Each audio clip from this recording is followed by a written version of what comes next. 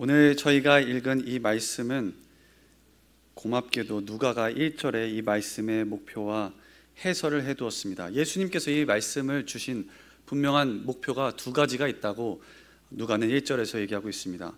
예수께서 그들에게 항상 기도하고 낙심하지 말아야 할 것을 가르쳐주기 위해서 비유로 말씀하셨다고 했습니다. 그러니까 우리가 이 말씀에서 두 가지를 봐야 되는데, 첫째는 항상, 그리고 이 반드시란 말이 빠졌는데요, 반드시 항상 기도해야 된다.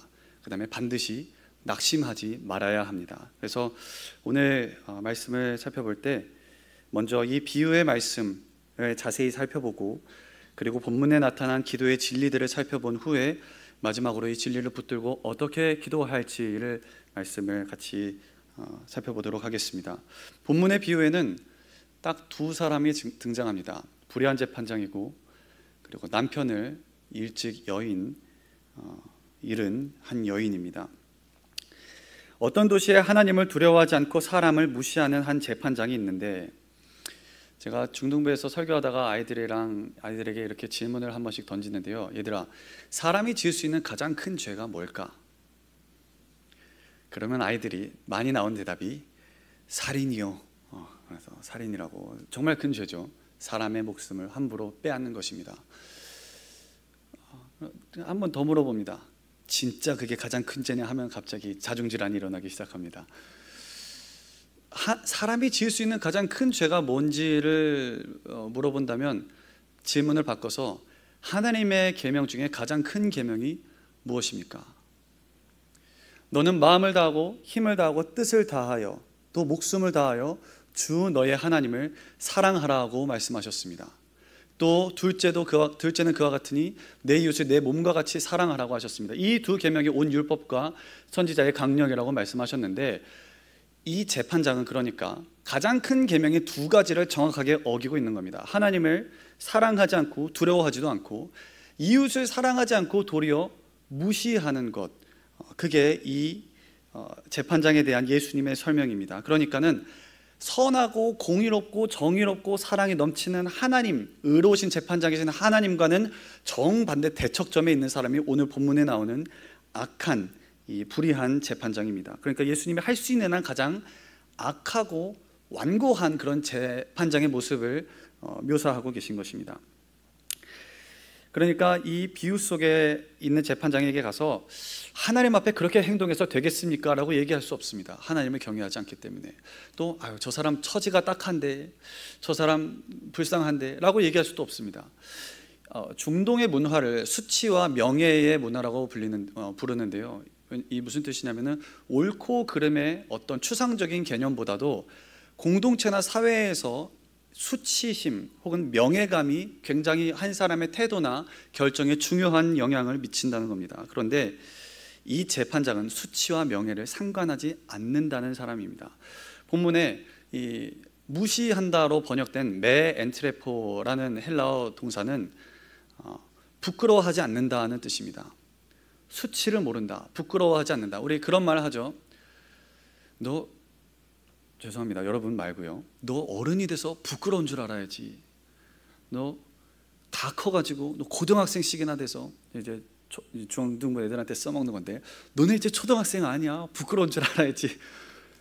재판장씩이나 되는 사람이 부끄러운 줄 알아야 되는데 수치를 모르는 사람입니다. 이게 긍정적인 의미가 아니라 부정적으로요, 수치를 모르고 부끄러움을 모르는 사람입니다. 그런데 이렇게 악하고 제멋대로인 재판장에게 한 남편 없는 여인이 찾아오게 됩니다. 예수님께서 이 본문 말씀 그대로 과부가 이 재판장에게 자주 찾아갔다는 이 말씀을 들었을 때, 아마 예수님의 말씀을 그 앞에 듣고 있었던 청중들은 단박에 이 사실을 알아차렸을 겁니다. 뭐냐면, 여자가 재판정에 갔다, 여자가 재판장을 찾아갔다, 직접 법정에, 굉장히 이상하다고 느꼈을 거예요. 왜냐하면 고대의 이 중동 사회에서는, 요즘도 그런지 모르겠습니다만 당시에는 법정, 재판정은 남자들의 공간이었거든요. 그러니까 무슨 일이 있으면은 여자가 가지 않습니다. 무조건 남자가 갑니다. 남편이 가든 아버지가 가든 조카가 가든 아들이 가든 남자 형제가 가든 반드시 남자가 가게 돼 있는데, 이 여자가 혼자서, 여인이 홀로 재판장에 찾아갔다, 그리고 간청한다 라고 딱 들었을 때 청중은 아마 바로 알았을 겁니다. 이 여자가 그냥 남편만 잃은 게 아니라 주위에 도와줄 남자가 하나도 없나 보다. 주위에 도와줄 수 있는 아버지도 없고 남자 형제도 없고 뭐 아들도 없고 친척도 없고 아주 그러니까는 어려운 처지에 있는 딱한 처지에 있는 사람이구나라는 것을 당시 청중들은 알았을 것입니다.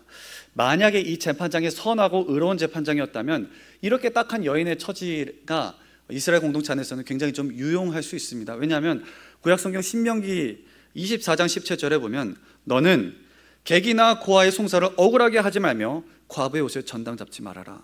신명기 27장 19절에 보면 객이나 고아나 과부의 송사를 억울하게 하는 자는 저주를 받을 것이라 할 것이요 모든 백성은 아멘 할지니라. 하나님께서 구약성경에 명령으로 하신 말씀이 송사를 똑같이 하는데 특별히 주의해서 송사를 봐야 하는 것은 과부나 객이나 고아, 이 사람들을 특별히 공동체에 너희가 잘 돌봐줘야 된다고 성경은 이야기하고 있는데, 안타깝게도 본문에 나오는 이 재판장은 그런 수치도 모르고 하나님도 경외하지 않는 사람입니다. 그러니까 이 여인 입장에서는 돈도 없고 도와줄 사람도 없는 이 여인은 어떤 가망이 없는 거죠. 도움을 얻을 수 있는 가망이 없는 상태입니다. 우리도 종종 이런 문제에 부딪힐 때가 있죠. 문제는 크고 복잡하게 얽혀 있는데 도와줄 사람은 없는 겁니다. 고개를 끄덕끄덕 하시는 분들은 지금 그런 문제에 계신가요? 문제는 크고 복잡하고 얽혀 있는데 나는 능력이 없는데 통장에 돈도 없는데 이걸 도대체 어떻게 풀라는 말인가? 그런 상황에 처해 있을 때 여러분은 누구에게 달려가십니까?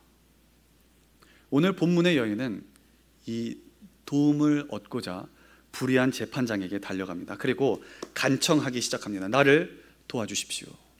나를 고발하는 사람에게서 나를 좀 지켜주십시오. 내 권리를 지켜주시고 나의 이 억울함을 좀 풀어주십시오. 간청합니다. 재판장은 불의한 재판장이라 들은 채도 하지 않습니다. 자주 그에게 갔다는 말은 한두 번 요청했지만 무시했다는 거예요. 얼마 동안은 듣지 않다가 라고 예수님께서 말씀하셨습니다. 얼마 동안은 듣지 않다가. 이 얼마 동안이라는 이 시간을 저는 낙심의 골짜기라고 부르고 싶습니다. 낙심의 골짜기. 오늘 본문 1절에서 예수님께서 항상 기도하라고 말씀하시면서 곧바로 덧붙여서 낙심하지 말아야 된다라고 말씀하신 이유가 여기 있는데, 왜냐하면 우리가 기도하다가 굉장히 쉽게 지치고 낙심하고 그래서 기도를 그만두기 때문입니다. 기도를 시작은 했는데 마치지를 못해요. 끝까지 기도하지 못합니다. 이 낙심의 골짜기에 오면은 얼마 동안 듣지 않는 것처럼 보이는 이 시간을 만나면 기도자들이 대부분 사라져버린다고 8절에서 예수님께서 말씀하십니다. 이 얼마 동안의 시간, 내가 기도해서 응답받기까지, 변화가 일어나고 어떤 열매가 보이기까지 얼마 동안의 시간이 필요한데, 이 얼마 동안이 짧을 때도 있고 길 때도 있습니다. 내가 기도해서 하나님께서 다 듣고 계시는데 응답이 오기까지 어떤 때는 짧게 곧바로, 빠르면은 지금 기도해서 예배 끝나기 전에 응답이 될 수도 있고, 그랬으면 좋겠죠. 고아들의 아버지라고 불리는 영국의 조지 뮬러 아시죠? 조지 뮬러는 고아들의 아버지로도 유명하지만 더 유명한 거는 평생의 기도 응답을 5만 번 받았다라는 그런 기도의 사람으로 굉장히 명성을 떨치는데요. 돌아가셨지만 이 조지 뮬러가 그런데 평생 5만 번이면 하루에도 몇 번씩 기도 응답을 받은 겁니다. 그런데 평생 기도했는데 기도 응답 못 받은 기도도 있습니다. 평생 조지 뮬러가 기도했는데 응답 못 받고 죽은 기도 제목도 있습니다. 그게 뭐였냐면은 자기 친구를 위해서, 구원을 위해서 기도했는데 응답 못 받고 죽었습니다. 그 친구가 예수님 믿는 거 못 보고 죽었어요. 그런데 그 친구가 장례식장에 와서, 조지 뮬러의 장례식장에 와서 자신을 위해서 조지 뮬러가 평생 기도했다는 사실을 듣고는 예수님을 믿기로 결정합니다. 예수님을 영접합니다. 장례식장에서. 기도의 응답이 어떤 거는 짧지만 어떤 거는 굉장히 길어요. 내가 기도하지만 그 응답의 시간은 하나님에게 달려 있습니다. 그런데 우리는 빨리빨리에 익숙한, 특별히 한국 사람들이라서, 우리 봉사관에 가면 자판기 있죠. 제가 무슨 얘기 하려는지 아시죠? 자판기 커피 누르면 컵이 내려오는 순간 들여다보기 시작합니다. 이게 커피가 쏟아지는지 지금 뜨거운 물이 나오는 중인지 물 색깔을 보고 있다가 이제 물로 바뀐다 싶으면은 열어놓고, 어떤 분들은 이제 손을 이렇게 넣고 있다가 띠 소리 나는 순간 바로 빼고, 아직 물 쏟아지고 있는데 빼시는 분들도 계시죠. 어떤 분이 그렇게 기도했답니다. 하나님, 저에게 인내를 주십시오. 인내의 은사를 주세요. 하나님, 오래 참음의 은사를 하나님 나에게 주세요. 당장 주세요. 하나님. 웃으시는 분들은 무슨 말인지 아시는 분이죠. 그러고는 응답 없어서 바로 돌아갔다는 겁니다. 당장 주세요. 하나님. 응답 없어서 돌아갔다는 겁니다. 언제나 하나님께서는 최적의 타이밍에 응답하십니다. 우리는 그 시간이 내 시계랑 하나님의 시계가 때때로 다르다는 게 우리를 마음을 어렵게 해요. 우리 시계는 조금 더 일반적으로 더 빨리 흐르는 것 같고, 하나님의 시계는 좀 느린 것 같아요. 하나님 너무 답답합니다. 마르다처럼 뭐 하십니까 주님? 얼른 저 마리아 명령해서 빨리빨리 일 처리해야죠. 뭐 하십니까 하나님? 하나님의 시계는 아직이다. 주여, 나사로 죽겠습니다. 아직이다. 우리 좀만 더 기다렸다 가자. 다 죽고 장사 치르고 나니까는, 냄새 나니까는 나중에 마리아가 원망하잖아요. 주님, 이제 냄새 나는데 뭐 하실 수 있겠어요? 왜 이렇게 늦게 오셨습니까? 내가 하는 말에 내가 믿으면은 기적을 보겠다 말하지 않았냐? 나는 부활이요 생명이니 나를 믿는 자는 죽어도 살겠고 살아서 나를 믿는 자는 영원히 죽지 않으리라 하나님께서 말씀하셨는데, 우리는 하나님 잘 기다리지 못합니다. 우리가 인생을 걸어가면서 이 인생에 정말 힘든 일이 많고 변화무쌍한 일이 많고, 내가 기도하고 믿음으로 살아도 이해할 수 없는, 마치 야곱이 요셉의 죽음을 이해할 수 없죠. 이 채색옷을 가져와서 짐승에게 찢겨 죽였다 하는 것을 이해할 수 없지만, 하나님께서는 우리 평생에 기도하면서 그리스도인으로서 반드시 잊지 말아야 될 진리가 있습니다. 하나님은 최적의 타이밍뿐만 아니라 언제나 하나님은 100% 오르시는 하나님이십니다. 내가 그렇게 여겨지지 않고 답답하고 이해될 수 없을 때라도, 심지어 이 세상에서는 다 이해하지 못하고 죽을 수 있습니다. 하나님 나라에 가서 하나님의 관점으로 보면은 반드시 하나님은 100% 오르신 하나님이신 줄로 우리가 믿습니다. 우리가 이 믿음이 흔들리기 시작하면 기도할 수 없어요. 하나님 기다릴 수 없습니다. 기도할 수 없습니다. 여인이 아무것도 없죠. 가진 것도 없고 재산도 없고 도와줄 형제도 없는데 딱 하나 가지고 있는 유일한 카드가 있습니다. 끈질김입니다. 이거 한 장밖에 없어요. 이거 한 장밖에 없고, 이거는 누구나 가질 수 있습니다. 누구나 가질 수 있는 카드 한 장. 끈질김, 포기하지 않음, 끝까지 간청함. 이거 가지고 그날부터 끈질기게 재판장 찾아갑니다. 저를 도와주세요. 무시합니다. 저 좀 도와주세요. 무시합니다. 저 좀 도와달라니까요. 무시합니다. 나의 억울함 풀어주세요. 들은 채도 안 하고 콧방귀 낍니다. 자주 가서 맨날 이야기했어요. 뭐 구체적으로 성경에 예수님 자세하게 지명이 짧아서 그런지 얘기하지 않았지만, 뭐 아침에도요, 점심에도, 저녁에도, 밤에도 잘만 하면은 문 똑똑똑 두들겨가지고 재판장 집까지 찾아갔는지도 몰라요. 수단과 방법 가리지 않고 내 억울함을 풀어주십시오. 나를 좀 도와주십시오. 아마 이거 굉장히 자존심 상하는 일일지도 몰라요. 여자가 법정에 나선다는 자체도 그렇고, 수치를 무릅쓰고 자존심 내려놓고 끈질기게 재판장 찾아가니까, 재판장이 얼마 동안은 듣지 않다가 얼마 후에 속으로 생각하는데, 뭐라고 생각하냐면, 이 재판장 제가 봤을 때 그래도 정직함은 있습니다. 뭐라고 스스로에 대해 생각하냐면, 내가 하나님도 두려워하지 않고 사람도 무시하지만 이 여인이 나를 번거롭게 하니까, 죄송합니다, 상스러운 얘기를 했습니다. 내가 미치겠다. 내가 미치겠다. 내가 정신을 차릴 수가 없겠다. 번거롭게 하니 내가 이 과부의 원한을 풀어주리라. 그렇지 않으면 이 여인이 항상 와서 나를 괴롭게 하리라. 여기 괴롭게 하다로 번역된 헬라어 단어 휘포피아조라는 단어는 좀 재미있는 단어인데요, 무슨 단어냐면, 주먹 한번 줘보시겠어요? 주먹으로 눈밑을 친다는 의미입니다. 괴롭게 하다. 이대로 가만 놔두면 저 과부가 와서 내 눈밑을 때릴지도 모른다. 눈탱이 밤탱이 될 수도 있으니까 혹시 눈밑 맞아보셨는지 모르겠습니다. 제가 말씀을 준비하다가 곰곰이 생각해 보니까는 초등학교 3, 4학년 때쯤에 눈밑을 한번 맞아본 적이 있더라고요. 야구하다가 포수를, 동네 형이 너는 포수해, 나는 투수할게 그래가지고 나는 포수 싫은데 앉아서 포수하다가 형이 던졌는데 눈으로 날아오고, 운동신경이 별로 안 좋았는지 눈 맞고 눈이 이만해졌어요. 야구 안 좋아합니다. 그 다음부터. 이 괴롭게 하다, 얼마나 괴로웠으면은 아마 누가가 이 당시에 이런 뭐 의학 용어가 없어서 그랬겠지만은 요즘으로 치면은 노이로제 걸렸다는 말입니다. 여인 비슷한 것만 지나가도 깜짝 놀라가지고 잠도 못 자고 먹지도 못하고 손이 달달달 떨렸던 것 같아요. 그래서 내가 이거 원하면 풀어줘야지. 안 되겠다. 예수님께서 뭐라고 하십니까? 이 재판장 말하는 것 좀 들어봐라. 얘들아, 청중들아, 제자들아, 이 재판장이, 이 불의한 재판장이 뭐라고 말하는지 잘 좀 귀담아 들어봐라. 하물며 하나님 아버지께서 밤낮 택하신 그 부르짖는 자녀들의 기도를 들어주지 않으시겠니? 응답하지 않으시겠니? 속히 들어주시리라 말씀하셨습니다. 이제 비유의 해설을 마치고 본문에 나오는 기도의 진리들을 살펴보겠습니다. 첫 번째, 왜 우리가 기도해야 될까요? 왜 우리가 바쁜 시간, 눈을 감으면 아무것도 안 보이는데 기도를 하고 훈련을 해야 될까요? 우리가 약하기 때문입니다.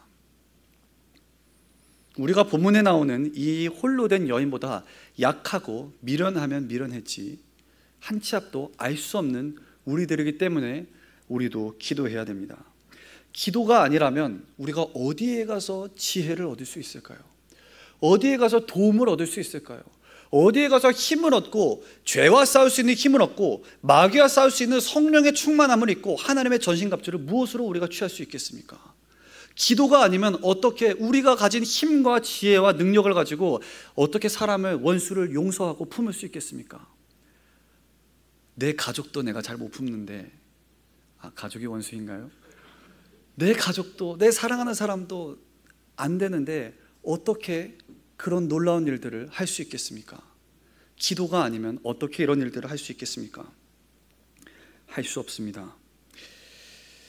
자신의 나약한 영적 실상을 보고 깨닫는 사람은 그래서 하나님 앞에 나아갈 수밖에 없습니다. 하나님 아버지, 나를 좀 도와주십시오. 나의 연약한 것을 주님 도와주십시오. 나의 가난한 것을 주님 좀 보고 도와주십시오. 나의 지혜 없는 정도가 아니라 하나님, 나의 무식한 것을 주님 좀 도와주십시오. 나는 지혜가 없습니다. 제가 우리 교회에서 교육총괄을 맡고 있는데요, 자주 제 부족함을 많이 느끼는 것 같습니다.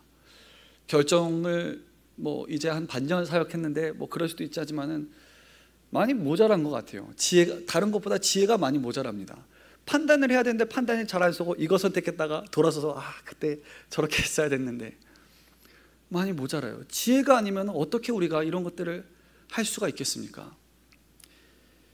그런데 성경에 감사하게도 예수님께서 이렇게 생각하는 사람, 스스로 지혜가 없다, 나는 힘이 없다, 나는 약하다, 나는 보잘것없다, 나는 가난하다 생각하는 그 사람은 복이 있나니 천국이 그들의 것이며, 심령이 가난한 자는 복이 있나니 천국이 너희 것이다, 너희와 같은 자의 것이다. 이게 바로 가난한 심령. 기도는 그래서 마음이 가난한 사람의 것입니다. 우리 다른 거 의지할 만한 거 있으면 기도 잘 안 나오죠. 내가 의지할 만한 게 있으면 기도 잘 안 됩니다. 여러분 뭐 의지하십니까? 대체로 사람들이 많이 의지하는 게, 제가 생각했을 때 저만 그런지 모르겠습니다만 두 개인 것 같아요. 첫째는 사람 많이 의지합니다. 부모님 많이 의지합니다. 배우자 의지하고 친구 의지하고, 좀 연세가 드신 분들은 자녀들을 의지할지 모르겠습니다. 사람 많이 의지하고, 두 번째로는 계좌를 의지하죠. 저 맨날 서면 돈 얘기 많이 하는 것 같습니다. 돈 얘기 그만해야지. 소비도 영성이라고 그때 설교하고 나서 돈 얘기 많이 하는 것 같은데, 성경 뭐라고 합니까? 이사야 2장 22절 말씀입니다. 너희는 인생 의지하지 말라. 그의 호흡이 코에 있다니 새말 가치가 어디 있니? 그거 수에 넣을 가치도 없다고 성경에서 이야기합니다. 의지하지 말라는 겁니다.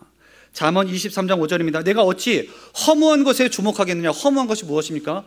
정령이, 재물은 스스로 날개를 내어 하늘을 나는 독수리처럼 날아가리라. 주님, 저에게는 이 말씀 임하지 않게 해주십시오. 재물을 의지하지 말라는 성경의 가르침입니다. 재물을 의지하는 자는 그 날아갈 때 얼마나 억장이 무너지겠어요. 억장이 무너진다는 것은 그만큼 재물을 의지한다는 거 아니겠습니까?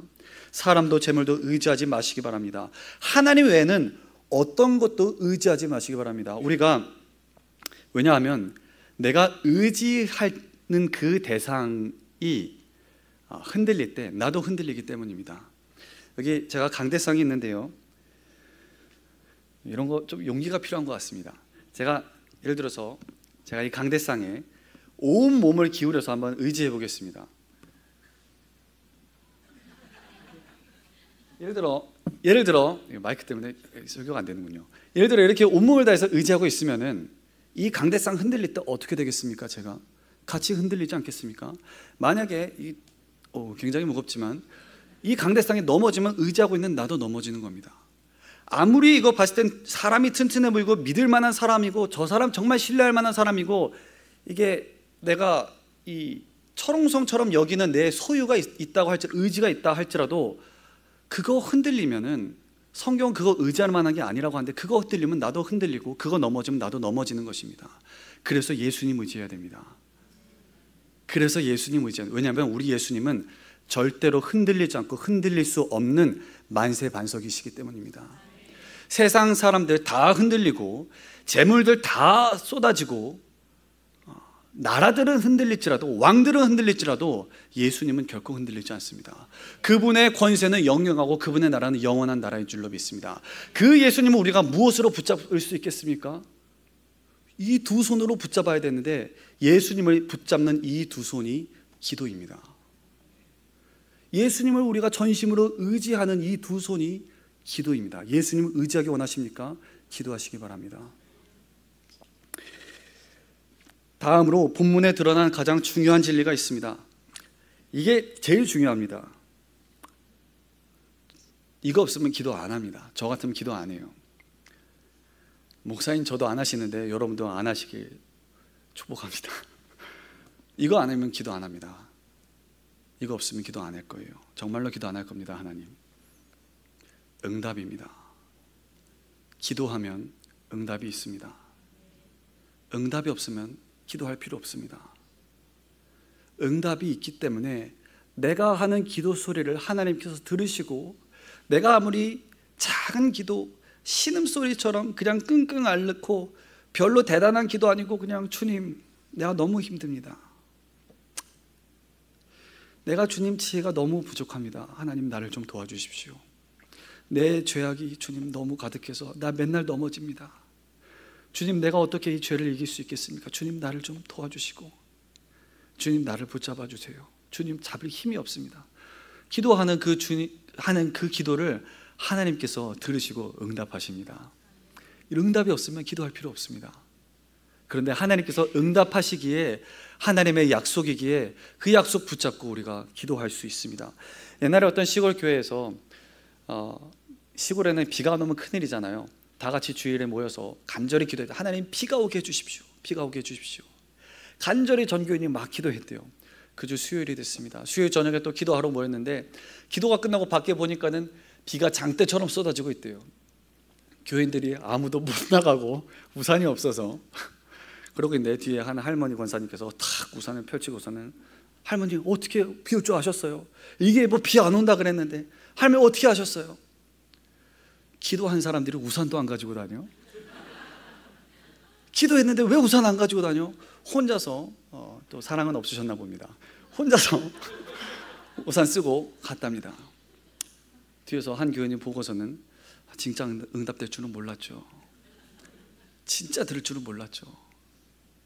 여러분, 응답에 대한 확신 없이, 하나님의 응답하시다는 확신 없이 독백처럼 중얼거리는 기도를 하나님께서 들으신다면 하나님께 얼마나 그게 수치가 될까요?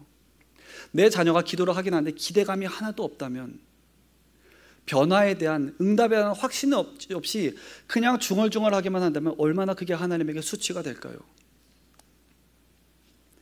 제가 미국에서 잠시 교환학생으로 한 6개월 정도 공부를 할 수 있었는데, 그때 한 교수님께서, 영성학 교수님께서 그렇게 수업 시간에 말씀하셨고, 뭐라고 말씀하셨냐면, 여러분, 기도는 기도자의 마음을 바꿉니다. 여기까지는 좋았어요. 저도 아멘 하고 들었습니다. 그리고 그것뿐입니다. 기도자의 마음을 바꿀 분, 제가 있던 저기 남부 아틀란타 지역이었는데 우리가 아틀란타 여기서 기도한다고 해서 LA에서 무슨 일이 실제적으로 일어나는 것은 아닙니다. 내가 여기서 저 사람의 치유를 위해서 기도한다고 해서 그게 실제로 그냥 내가 기도자가 바뀌고 그냥 내 관점이 바뀔 뿐이지 실제적으로 역사가 일어나는 것은 아닙니다. 끝나고 교수님 찾아가서 되도 않는 영어를 가지고서는 No 하면서 뭐라고 막 항변을 했던 것 같습니다. 만약에 그렇다면 저는 기도 안 합니다. 자꾸 기도 안 한다는 얘기를 오늘 자주 하게 되는데 그러면 자기계발서적 읽고서는 그냥 자기 암시 걸고 거울 보면서 너 잘 될 거야, 너 잘생겼다, 부자 될 거야, 잘 될 거야 하는 거랑 기도가 무슨 차이입니까? 자기 암시하는 거랑 자기 최면 거는 거랑 그게 무슨 차이입니까? 기도는 독백이 아닙니다. 나 자신에게 하는 나 들으라고 하는 말이 아니고 다른 사람 들으라고, 물론 공기도에선 그렇게 할 수도 있지만은 1차적으로 기도는 독백도 아니고 사람에게 하는 말이 아니라 하나님께서 우리의 기도를 들으십니다. 하나님 내 기도를 들으시고 작은 거 하나까지도 응답하십니다. 나를 믿는 자는 나의 하는 일을 그도 할 것이요 이보다 큰 일도 하느니 내가 아버지께로 감이니라.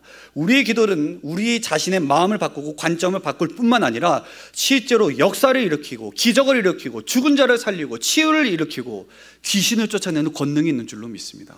능력이 있는 기도인 줄로 믿습니다. 왜냐하면 기도 자체, 내가 기도하는 기도자가 능력이 있는 게 아니라 기도를 들으시는 하나님이 창조주 하나님이시고 전능하신 분이시기 때문입니다. 내 이름으로 무엇이든지 구하면 내가 행하리라고 하셨습니다. 이 말씀을 잘 들어보면 내 이름으로 무엇이든지 구하면 내가 들으리라가 아닙니다. 하나님 그냥 들으시고 마치시는 게 아니라 내 이름으로 무엇을 구하면, 예수님의 이름으로 우리가 기도하는데 예수님의 이름으로 구하면 내가 행하리라고 예수님께서 약속하셨습니다. 우리가 이따가도 기도할 건데 기도할 준비 되셨죠? 우리가 기도하면 하나님께서 행하신다고 약속하셨습니다. 그러면 마지막으로 어떻게 기도해야 될까요? 끝까지 기도해야 됩니다. 끝까지 기도하십시오. 끝까지 기도해야 됩니다. 이 놀라운 약속과 진리와 하늘의 보화가 열리는 통로가 기도인데 우리가 끝까지 기도하지 않는다고 제가 얘기하는 게 아니라 예수님 말씀하셨습니다.